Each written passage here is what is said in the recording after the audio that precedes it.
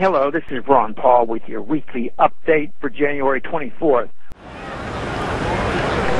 I am pleased that the Constitution has received a lot of attention in recent weeks, thanks to the Tea Party movement. If any such bill shall not be returned by the President within 10 days, Sundays excepted, after it shall have been presented to him. The 112th Congress kicked off with a reading of the Constitution on the floor of the House. It goes without saying that members of Congress should have read the Constitution many times and should continue to study it. Citing the particular clause of the Constitution that authorizes newly introduced legislation is a reasonable suggestion. Yet in reality it will do little to restrain unconstitutional growth of the federal government. We've had such rules in the past and no benefit came of it. The laws that are passed reflect the preferences and personal agendas of those in charge. For too long, those agendas have expanded government at the expense of personal liberty, regardless of which political party was in charge. This expansion of government clearly violated the Constitution, yet it was always argued that this or that program somehow conformed to that living document. By misinterpreting the General Welfare Clause, the Interstate Commerce Clause, and the Necessary and Proper Clause, Congress has justified every conceivable expansion of the federal government. Congress also has misinterpreted the 14th Amendment and legislated as though it had repealed the 10th Amendment. Sadly, Congress has also systematically abdicated its prerogatives and responsibilities to the executive branch over many decades.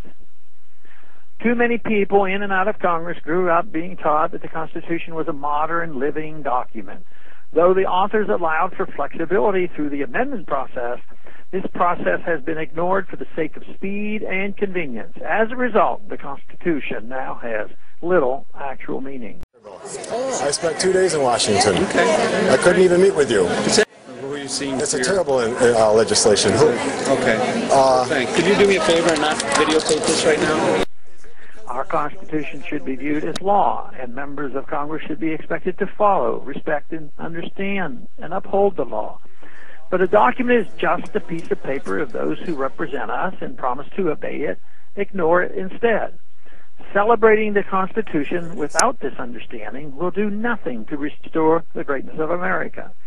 Simply praising the document distracts from the need for members to resist special interests, political self-interest, emergency needs in times of crisis, fear-based economic myths, and the persistent temptation to seek security over liberty while ignoring personal responsibility and self-reliance. I wonder, will this welcome renewed interest in the Constitution lead to a healthy reassessment of all our political policies? Right here in this window, we've got the ugliest fucking kid I've ever seen in my life. Will there be no more wars without an actual congressional declaration? Will the Federal Reserve Act be repealed? Will only gold and silver be deemed legal tender?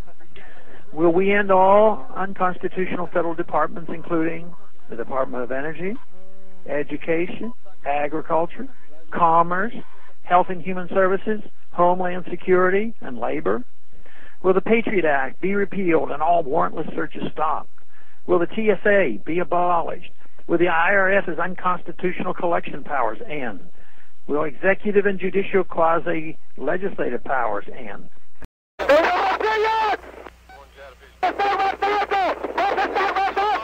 Will we end the federal war on drugs? Will we end the federal government's involvement in medical care? Will we end all the federal government's illusionary insurance programs?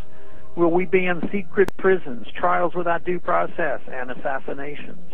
Will we end our foreign policy of invasion and occupation? For America to once again become the standard for a free society, our love of liberty and desire for peace must far surpass any public display of fidelity to the Constitution.